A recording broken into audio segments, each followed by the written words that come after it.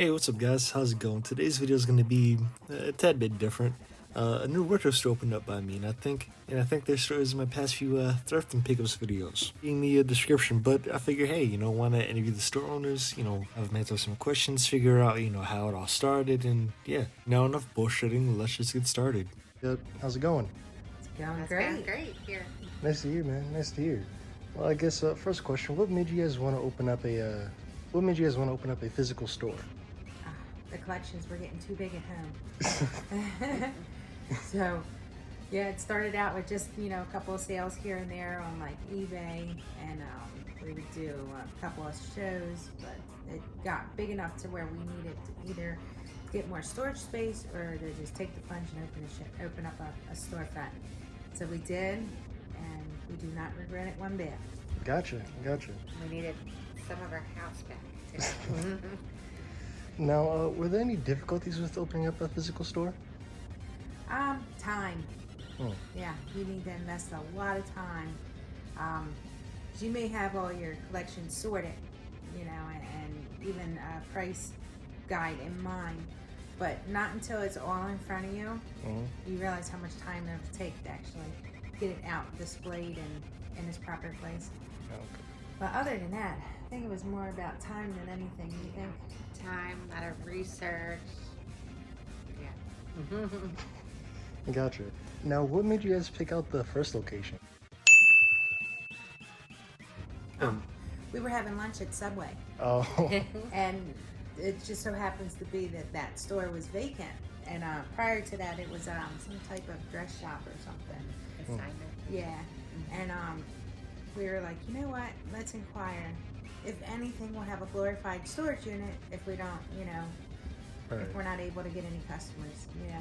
But no, we opened it, and as soon as we opened it, you remember, December 2019, that's when the following month COVID hit. So as soon as we opened, we had to shut our doors. Yeah, I think I started shopping there right as COVID was wrapping up. Yeah. Yeah. So, it took a little bit of effort. We held on, and here we are. Gotcha. So what does running the store on a daily basis like? What does running a wonderful place like this look like on a daily basis? Well, it's busy. So you're constantly, because we do buy, sell, and trade, so we have a lot of collections coming in. So you're constantly researching, pricing, trying to get everything sealed, packaged right, out on the floor, and working with customers that do come in. So it's a lot of, multitasking, but it gets done. A lot of people come in, request certain items, and if we don't have them, we'll search for them. So that's always fun, but time consuming as well. Yes. So yeah, it's definitely busy. I mean, it's not a moment to breathe kind of busy. So you've got to constantly stay with it. One of the cool things though is you got to constantly have some kind of promotion / sale going on. We notice, they grab different groups of folks that say people that collect pops. We just ran a pop sale. We got all these new customers that didn't know we existed, but they saw our ad on Facebook, and here we are. So we focused on them. This weekend, though, we're doing entire store 20% off for Father's Day weekend. Gotcha. Celebrate all of our daddies out there. But other than that, you gotta keep up with the sales, keep up with the prices. And with this kind of stuff, now your new items is one thing, the price. That's, we got a good bit of that. But the vintage items, that takes a little bit more time. And you gotta keep an eye on it, because say something you put out last week was going for around $50. And toys are like the stock market. They can drop, they can go up. Now, we refuse to mark anything up, because if we buy it at a good price, we're gonna sell it at a good price. However, if that toy drops in value, then we feel kind of obligated to drop our price as well. But we gotta keep up with it, and because we have so many different areas of different toys, it could be demanding. Yeah, gotcha. I mean, but fun. Yeah, the market is kind of crazy right now with everything, with toys, the games, the pop stuff. Yeah, it's crazy. Now, what keeps you guys motivated to run the store every day? Mortgage. Rent. Yeah. Yes, I like it. Yeah, it's fun, and then she takes a lot of stuff home for herself too. But I bring a lot of stuff in too. Yeah. There may be a collection I just might be done with. Like a lot of folks out there, they'll have a collection and I'm just not feeling it anymore, or whatever. So I'll bring it in and put it on the shelf. But yeah, I mean, it's like those things you didn't know you wanted to collect until you saw them. You know, like fun ass food fighters. Oh. Yeah, it's okay. But yeah, food fighters are always fun. And I actually did not grow up with them because I'm a little older than these guys. But when we opened the store over there at Kenwood, a customer brought some in. I'm like, man, these are cool. I didn't realize I needed them in my life until I saw them. But yeah, they're I think they came out like early 90s. I'm an 80s toy kind of a kid. But even the 90s had some cool stuff. Oh yeah, I'm more of a two. Late 80s. Late 80s? Yeah. Yeah, but they're fun. But yeah, I mean, the coolest part about working in stores, you don't never know what's coming up until it gets here. And, you know, I mean, it could be something brand new to you, even though it's 40 plus years old. Or it could be something that you remember in your past and it's the first time you've seen it in a while. Yeah, It's fun. I mean, just to kind of relate back to what you said before, I'm kind of the same way. If I'm not really feeling the game, I might just give it to you guys. Right.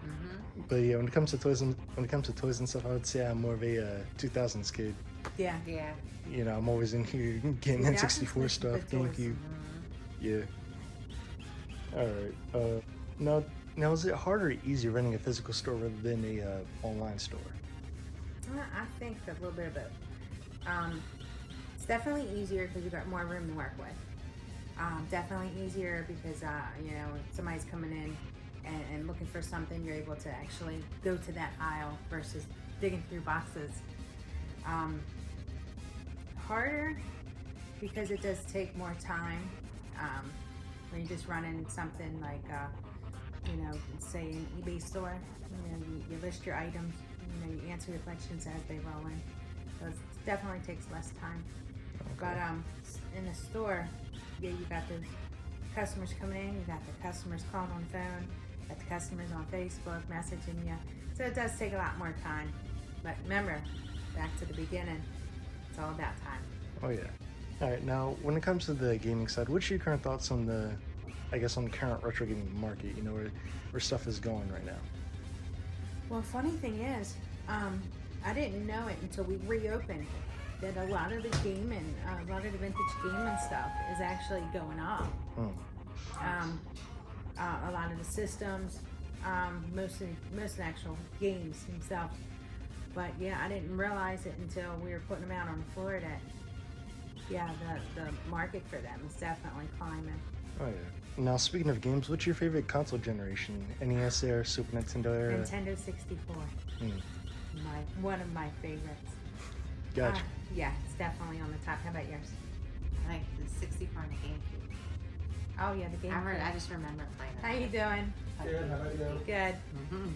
Yeah, but the definitely 64 for me. GameCube, Mario Party 7. Yes, we played that one. Oh my God, hours and hours. Yeah, I'll say I sort of grew up with GameCube back in the day. My pops had the OG Xbox, and that's how I got started.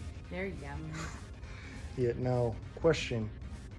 And this is a bit of a weird question, but like, what decade do you think is better, 70s, 80s, and 90s?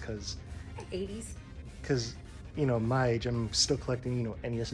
I'm still collecting, you know, NES stuff, and I'm still, you know, like discovering 80s music, 90s music. I'm still, you know, like discovering it, and I'm looking at it from, I guess, a nostalgic perspective. But you guys were actually, you know, around it back in the day. Man, there's not one decade that I don't love, but 80s is definitely at the top of my list. It's when all the cool toys came out, all the cool music, movies. Yeah. And all of that stuff is still, you know, classic and it's still around. I mean, it makes us feel old. Yeah, I'm feeling those 2000s nostalgia is getting up there. I feel like an old man. But you know, when I think of the 80s, I typically think of, you know, Vice City and Scarface and stuff like that.